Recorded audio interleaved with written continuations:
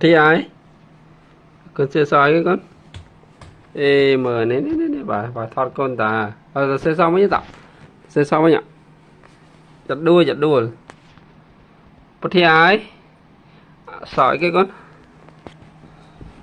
ai bạn này nè sai cái xe soi cái sako setas piku kelang piku umui ke xem để vừa đã sai chưa bạn